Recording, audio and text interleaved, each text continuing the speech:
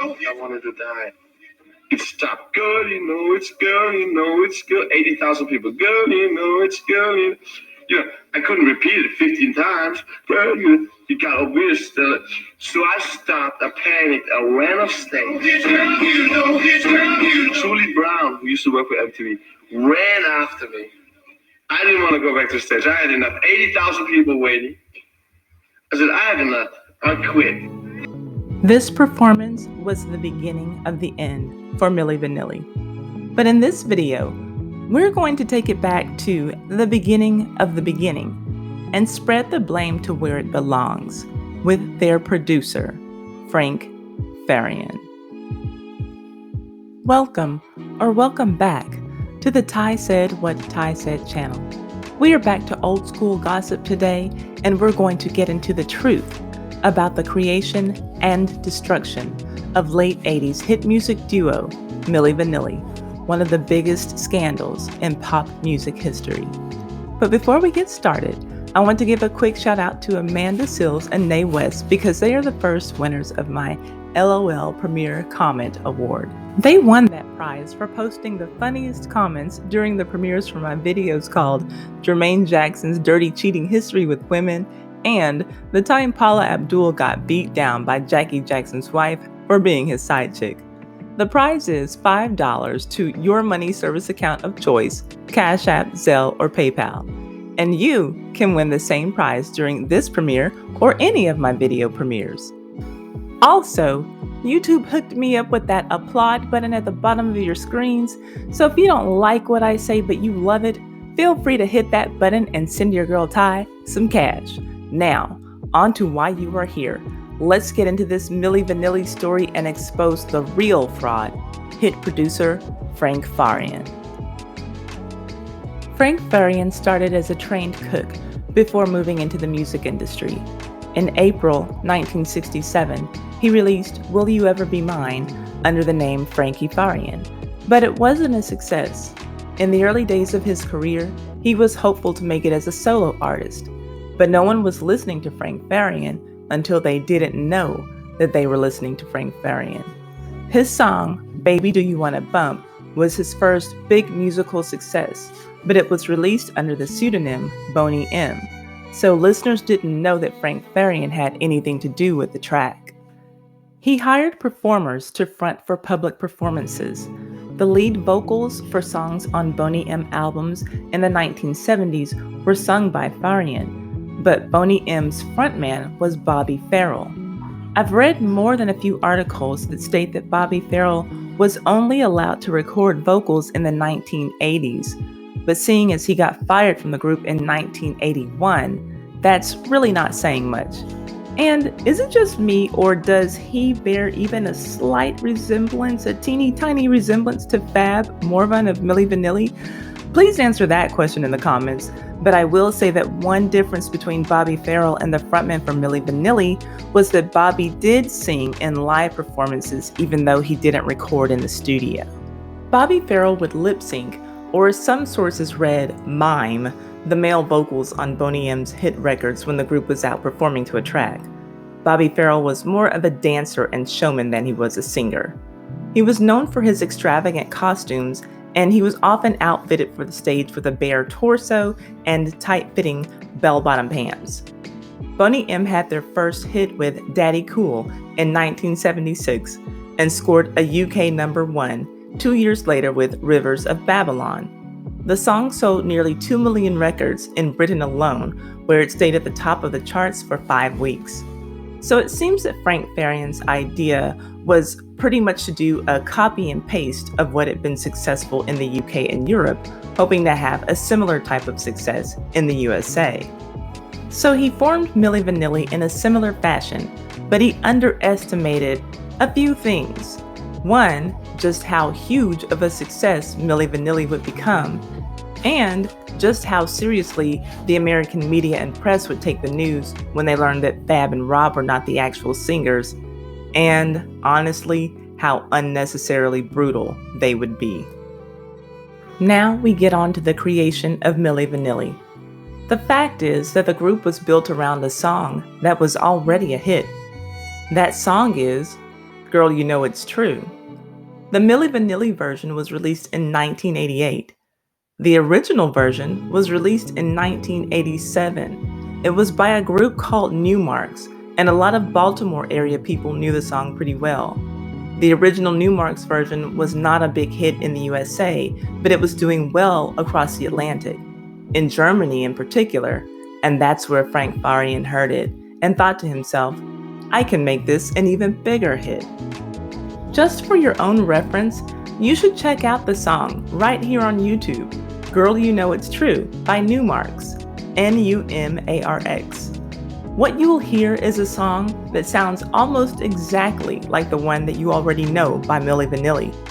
Not much at all was changed. The original almost sounds like it could have been a demo for the Milli Vanilli recording. So, while Frank was in a German disco hearing Girl You Know It's True by Newmarks, the wheels of his brain started turning. He made the decision to recreate a new version of the song, just adding a bit of Euro dance to the hip-hop beat. First, he started recruiting singers in 1988. Linda and Jody Rocco, two American sisters, sang backup, and Charles Shaw, an Army soldier from Houston, Texas, rapped on the track. Charles Shaw told Billboard, quote, "When he played the record for me, I already knew the song. I had been dancing to the Newmarks version on the weekends in American Clubs in Hamburg. Farian played it and I said, 'This song ain't new,'" unquote. Charles Shaw also said that Farian admitted that it wasn't a new song, but he still went with it and just started mixing voices. Frank Farian eventually added the voices of Brad Howell and John Davis for vocals. These were the men whose voices we thought belonged to Rob and Fab, the younger, attractive faces we saw. Frank Farian knew the importance of image better than anyone, and when he met Fab and Rob in early 1988, he knew that he had found the last piece to his money-making puzzle. They were young and attractive, so that fit the bill for the image Frank Farian wanted to display. And they were hungry for success, which made them easy marks for Frank. Rob was the son of a Black American soldier and white German woman. He was born in New York City, but spent the first years of his life in a Bavarian orphanage. Rob was adopted when he was 4 years old. He grew up in Munich, and there he dealt with racism and isolation. Music and breakdancing helped him to find his identity. When he met Fab, he found someone with similar interests and life experiences, and someone who, despite the language barrier, could identify with him. Fab was also reared in Europe, but in Paris. His parents were from the Caribbean island of Guadeloupe. Rob told the Los Angeles Times that he felt like something clicked between the two young men because both grew up in foreign cities that didn't have a lot of Black people. They both danced and modeled, but really wanted to make music. Enter Frank Farian with their opportunity to do just that. Well, kind of. Frank Farian invited Rob and Fab to his studio and signed them to a record deal. At the point that Rob and Fab met Frank Farian, they were poor. They were living in a housing project in Munich. Poor to the point where they were stealing food to survive. But did they really know what they had signed up for? According to Fab, he and Rob walked into a trap, not knowing it was a trap. In his version of events, he and Rob signed the contract without realizing they were being hired purely to lip sync. Rob may have known better than Fab just what was in the contract, as the contract was written in German. Fab did not speak German or read German, and it's quite obvious that these two men did not have enough money to hire legal counsel to review or negotiate this contract. Fab spoke French, and Rob spoke German. They were both able to speak a little English, and that is how they would communicate with each other. So it's safe to assume that Fab certainly had trouble understanding the contract. But it stands to reason that Rob would have had trouble too, even though he spoke German. Understanding legal terms and fine print would have been a struggle to understand himself, and furthermore, convey to Fab in the broken English so they could speak to each other. Think about it.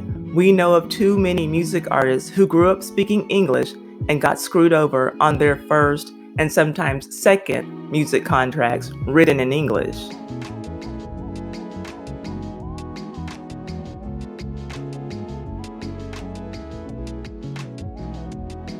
They wanted to sing, and the first time Frank Farian played Girl You Know It's True for them, he played the track as an instrumental only, leaving Rob and Fab to think that they would go in and record the vocals. Sounds like a reasonable thing for someone to think who had just signed a recording contract, right? But little did they know, Farian had already recorded the vocals with the vocalist who would sing on the track and stay on the track, and he never intended to record vocals with Fab and Rob. According to the actual vocalist who recorded for Milli Vanilli, Frank Farian was running a weird studio operation, calling in Rob and Fab to come and hang out in the studio, but making sure that they never came in contact with backup vocalists or the rapper, and calling the actual singers to only come and record after midnight when no one else but the sound engineer was present. By the time they learned the truth, which was that they would never record in the studio, Fab said they had already spent Frank Farian's advance money on new wardrobes and their trademark braided hair extensions. They were ready to walk away, but now they couldn't because they were in debt to Frank. They did not have the money to pay back his advance, so they had to stay. Once the group took off, which was almost right away, girls and money came into the picture, and so did drugs, and that definitely made it even harder for Rob and Fab to break away from the man who had made them and the devil who had tricked them. For everything that he knew about show business, and it was a lot, Frank Farian had no idea how big the Milli Vanilli craze was going to get. He told the Los Angeles Times, quote, "It was a crazy idea. I thought, okay, it's just for discotheques and clubs," end quote. But his mixing in Eurodance with hip-hop, R&B, and pop was exactly what that time in music was calling for, and Milli Vanilli quickly became the music success that he would need to end to save his own self. Girl You Know It's True went number 1 in Germany, and that got Milli Vanilli a deal with Arista Records in the United States, and there is no doubt that their music videos played a huge part in skyrocketing their songs straight to the top of the charts. Those two good-looking guys, and their clothes, and their dance moves, and their braids were constantly on MTV. Within a very short time, Milli Vanilli had 5 top 5 hits on the Billboard Hot 100.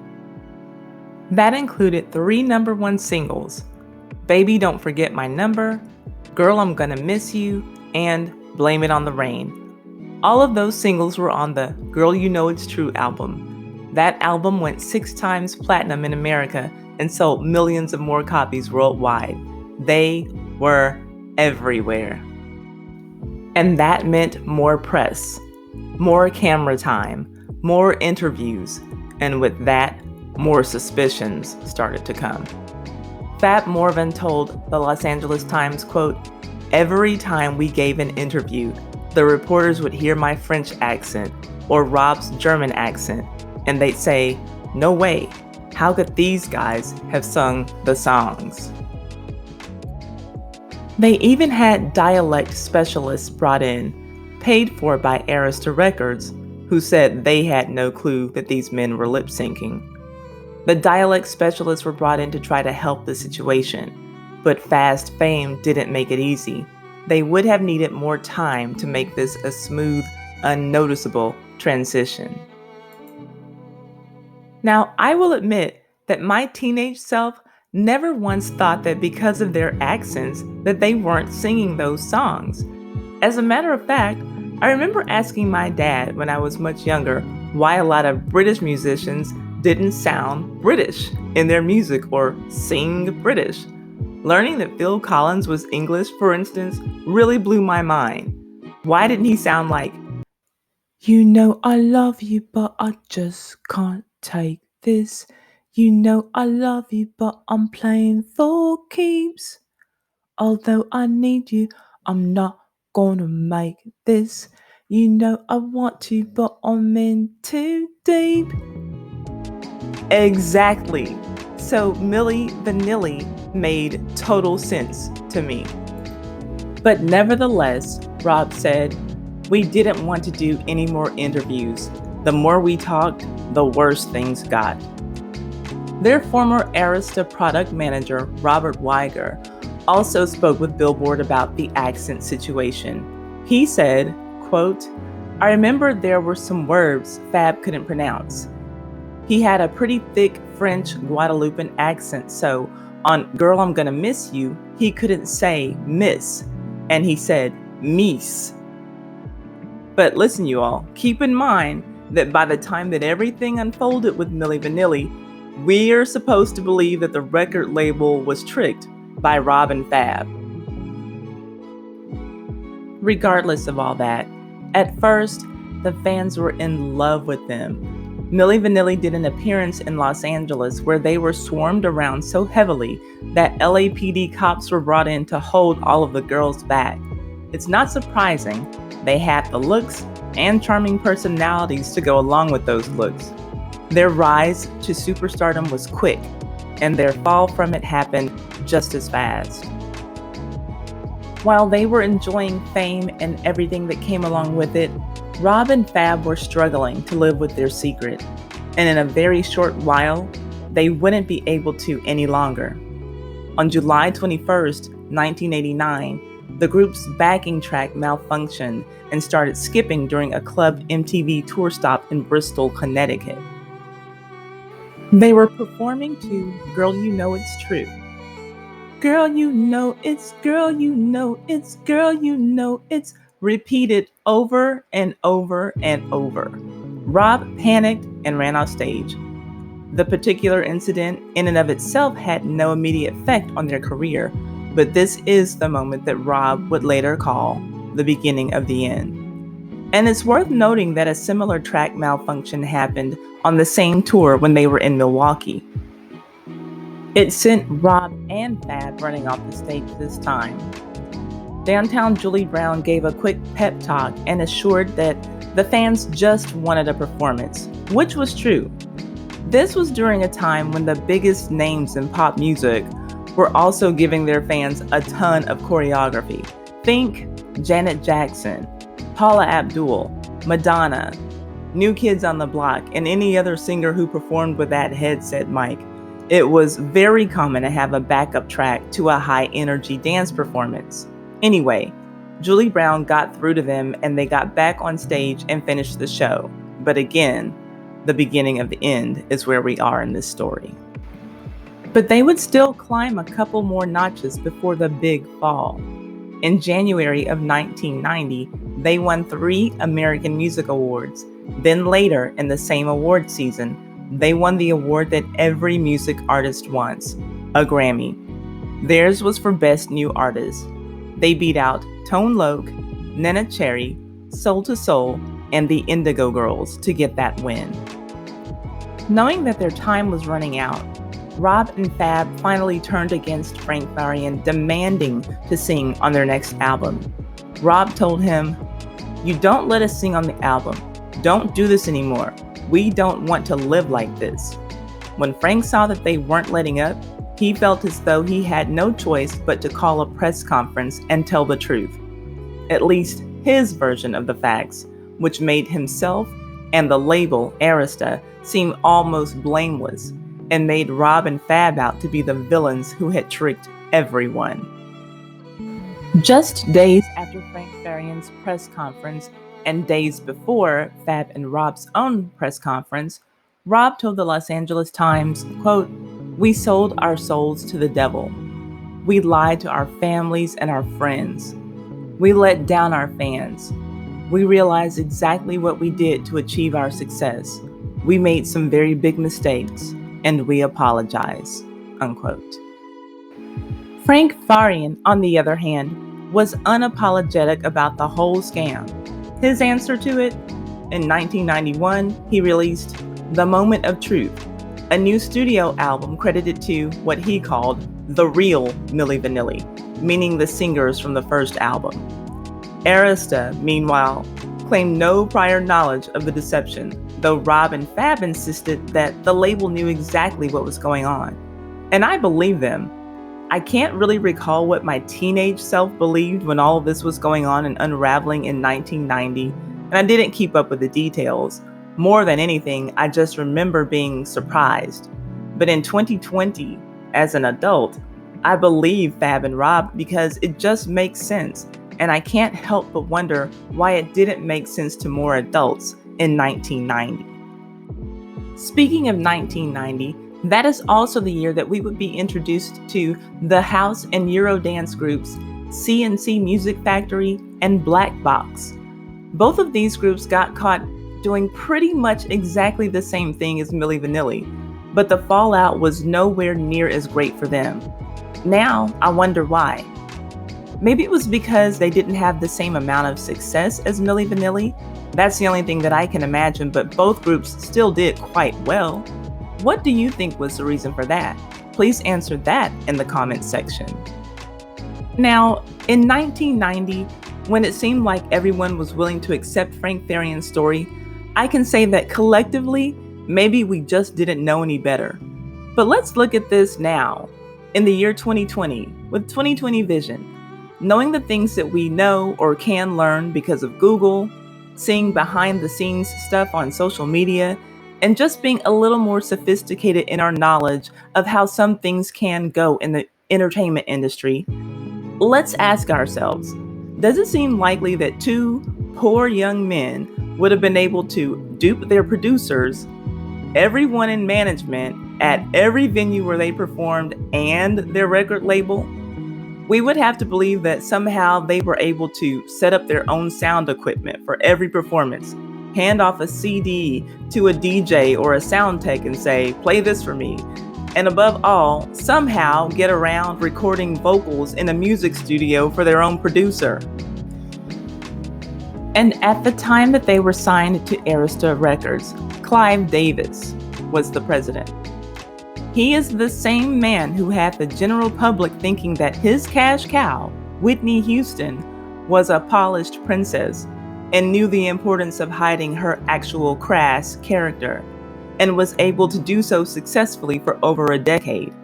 Well, of course, he would be the perfect partner to team up with Frank Farian to help uphold his facade that was Milli Vanilli, especially if the money was right. And the money was definitely right. Another quote from their former Arista product manager from that same Billboard interview I quoted earlier, he said, "Their egos were so big because they were such big stars that they were like, we can sing, no problem." They became believers in their own false story. Now, if this is how he truly felt, is that not a clear indication that the label knew what was going on? But no, we believe that these two total newcomers to the entertainment industry were able to pull off this elaborate scheme that would not have only fooled their worldwide audience, which would have been hard enough, but that they also fooled Frank Farian and Clive Davis, two industry veterans. Rob and Fab would have needed a lot of money to make that trip work. They didn't have that kind of money, but I imagine that the people they worked for did. A few days after Frank Farian's press conference, Rob and Fab called their own press conference. They were accompanied by a voice coach who assured the audience that they could indeed sing. Rob and Fab even gave back their Grammys, which they planned on doing even before the Recording Academy formally revoked the awards. And in that moment, they were quite gracious and humble, saying that they felt that the singers who recorded those songs deserved those Grammys. Rob also said that they were seduced, abused, and felt guilty. Nobody cared. Arista dropped them from the label and deleted their entire song catalog.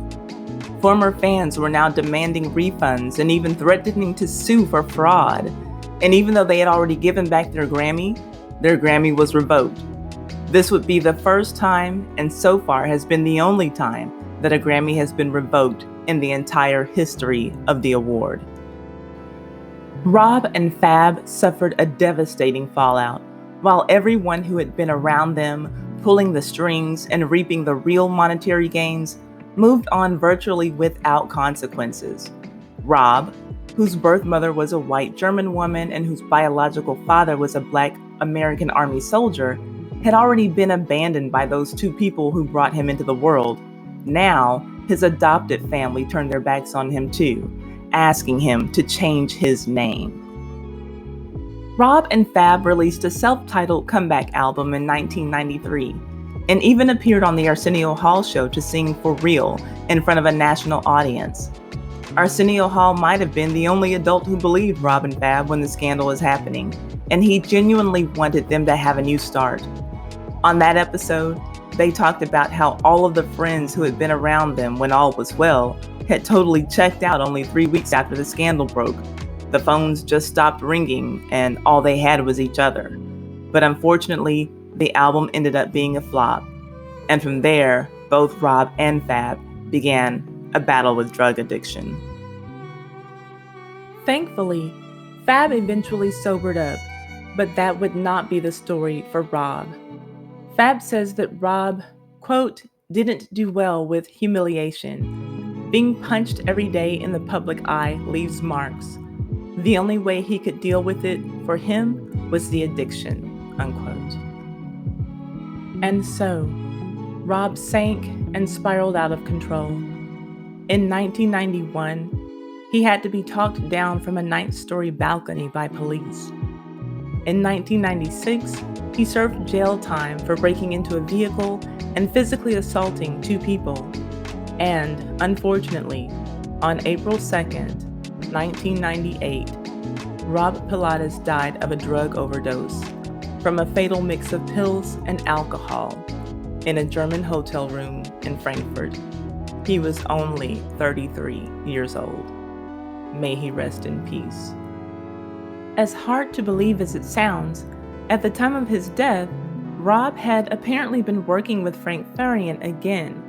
Considering that Farian once claimed that Rob was never going to be a proper recording artist because he had, quote, never heard such a bad singer in a black, unquote, it was particularly surprising and disturbing for me to find that at the end of Rob's life, this is the person with whom he spent so much time and that he trusted him at all. Upon hearing the news of Rob's death, Farian told The Independent, "I'm totally shocked. Rob looked really good again. He was full of optimism for the future. We intended to tape material for another album." Now, this is just me talking. I have to say that I hate knowing that Farian was one of the last people around Rob. And because of his snakish ways, I can't help but wonder if he had something to do with Rob's death. But if I just have to take what I can find to read about this situation at face value, then I have to wonder, was fame the ultimate high for Rob? Because I just find it so hard to believe and understand why he would go back to a man who played such a big role in his downfall just years before. Regardless of his thought process, may he rest in peace. God knows that he deserves to, because it didn't seem like he experienced much peace on this earth. Now, in doing the research for this video, I came across more than one possible way that Milli Vanilli got its name. Some publicity material claimed that it was a Turkish phrase for positive energy. Milli means national in Turkish, but Vanilli doesn't mean anything in Turkish. Another source says that Milli Vanilli was named after one of Frank Farian's girlfriends. Yet another source says that Milli Vanilli was named after a shut-down discotheque in Berlin.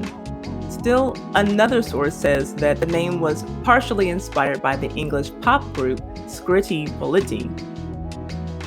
But I will choose to believe what Fab said he wants the name to mean after he heard the news of Rob's passing. He said, "When I heard the news of Rob's death, everything went blank at that moment. Silence. It was like losing a part of myself. In order to honor him and for myself, I said a vow that I would do my thing, and I would make sure that the name Milli Vanilli itself means when you fall, you stand back up and you move on."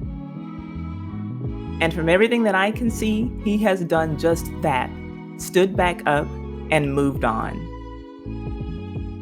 After Rob's death, Fab started doing a lot of motivational speaking, using his own story as an example of how one can thrive after adversity. He also started DJing on the radio. He learned how to play guitar and piano, and that's something that he was kind enough to let me know when I asked him about it on Twitter, because all of the research that I found just said that he learned how to play an instrument. So I do thank him for responding and letting me know that. And he also became a session musician, songwriter, and producer. Now, no one could call him a fraud. In 2003, he released his first solo album called Love Revolution that included an acoustic tribute to Rob called It's Your Life. This album didn't even do a tenth of what Milli Vanilli did in sales, but none of that stuff mattered anymore. Fab found his voice in more ways than one, and it was out for people to hear. That was success. Fab performs his new music. He even performs the Milli Vanilli songs that we know and love. And in a move that was a display of coming full circle with his start in the music industry, Fab collaborated with John Davis, one of the actual recording artists whose voice he once lip-synced to, for a project called Face Meets Voice, a Milli Vanilli experience. Fab Morvan is a man who has made peace with his own legacy. In 2018, he was being interviewed by the Associated Press. He took a moment to defend his and Rob's contributions to pop culture some 2 decades earlier, and rightfully so. He said, "People might say, well, they didn't sing on the record. But look at the rest. We were the heart and soul of Milli Vanilli. We did those 107 cities on tour in 8 months. We worked hard. We worked our butts off. We entertained people." And I can only agree with that. For me, Milli Vanilli, without the dancing, the music videos, the concerts, the visuals, the 2 men with the braided hair, would not have captured our attention the way that the whole package did. And those 2 men, who were ridiculed and reduced to being called dancers and pantomimers, they were the biggest part of what Milli Vanilli was. In 2018, Fab told the BBC that performing those Milli Vanilli songs now, in the present, is a way to keep Rob with him, and to free those memories from a place of negativity into a place of joy. And I must say, that joy is what I see on the faces of the audience when they are singing along to his solo performance of Girl You Know It's True these days. And looking at Fab, who appears to have only aged about 5 months since the 30-year-old scandal, on the stage, rapping every word and singing every note of Girl You Know It's True, in my mind, this is what redemption looks like, and he deserves that. I only wish that Rob could have been here to share it with him, because he deserved it too. Well, that's it for this video. I hope that you enjoyed it. Thank you so much for tuning in to the Ty Said What Ty Said channel. Please leave a thumbs up and a comment so that we can get a discussion going. And share on all of your social media, especially your Facebook. That really helps me out a lot.